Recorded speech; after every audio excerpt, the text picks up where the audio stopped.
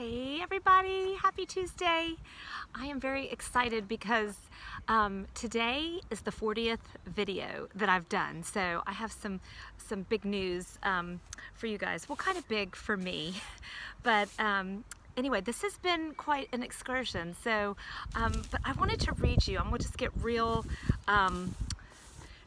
direct into this verse from Ecclesiastes today, because it just jumped out at me today, sort of for the season that that I'm in, and I think like a lot of you guys will be in, and it's not what you expected probably to hear from me today. So it's Ecclesiastes 11, and it is verses 1 through 6. And the reason that I love it is because it tells a story about taking risks and sort of like what that looks like, and trying to be brave. And the last 40 days, that is sort of where I have felt like I came to do this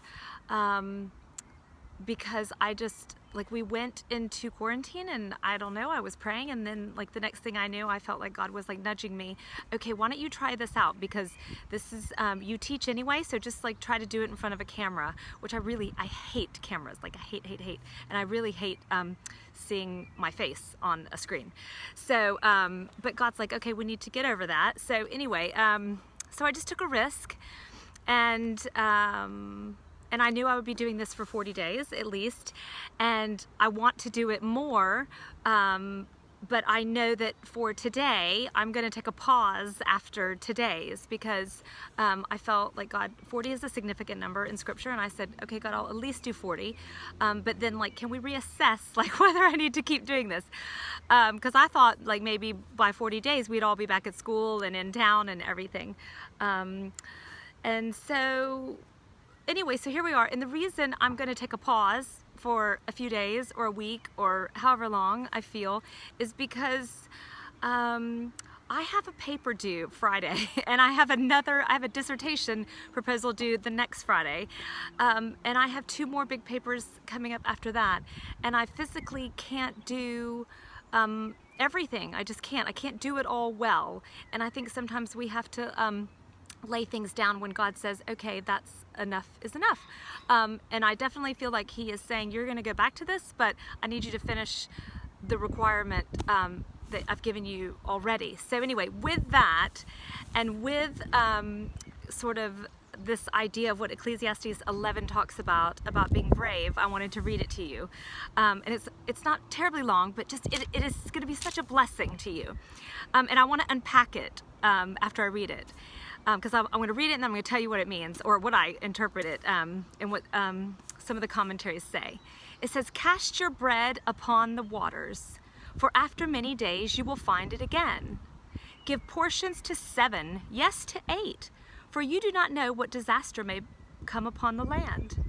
If clouds are full of water, they pour rain upon the earth. Whether a tree falls to the south or to the north, in the place where it falls, there it will lie. Whoever watches the wind will not plant. Whoever looks up at the clouds will not reap. As you do not know the path of the wind, or how the body is formed in a mother's womb, so you cannot understand the work of God, the maker of all things. Sow your seed in the morning, and at evening let not your hands be idle. For you do not know which way will succeed, whether this or that, or whether both will do equally well."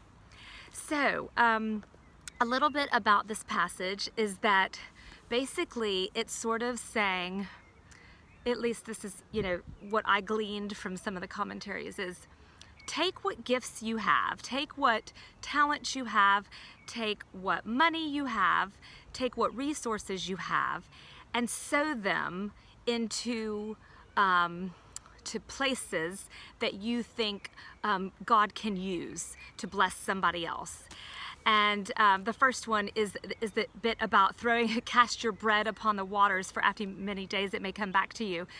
Basically, be adventurous, throw something out there. One of the commentaries this is thinking like monetarily, sow a seed of money and then see if you will reap more. But this could go anyway. It could be about being adventurous, taking risks, and basically kind of like pushing us to like, hey, don't always play it safe, because you know, you've heard this phrase like, a ship is safe in the harbor, but that's not what the ship was meant for.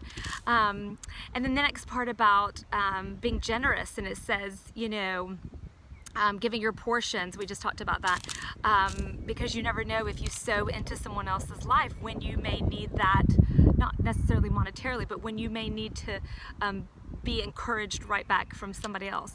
And then this other bit is just really, I love the part about the clouds, because it's like, if the clouds are full, they're gonna rain. If a tree falls, it's going to go south, it's going to go north, but you can't control it. The wind, you can't control it. And that's sort of, I think, you know, God is saying, like, you worry about everything. You worry that if you take a risk, that the tree's not going to fall the way you thought it was going to fall. But God's like, you are not in control of you, to some degree, and basically, you know, you don't know how the baby was formed in the mother's womb, and you don't, and God is the maker of all things. And so stop stressing about this idea of taking risk and, you know, like trying to like fulfill your dreams. And I love the last bit, sow your seed in the morning. And then it says, because you don't know which will succeed, whether this or that, or whether both will do equally well.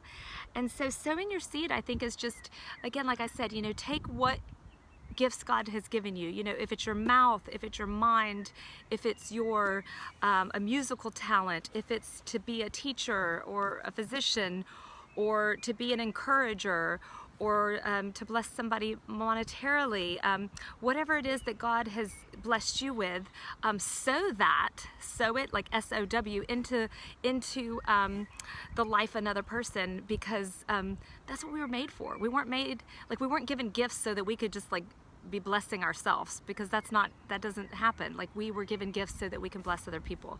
So anyway, with all of that said, I am going to sign off now for a few days or weeks, just till I get kind of these papers nailed down.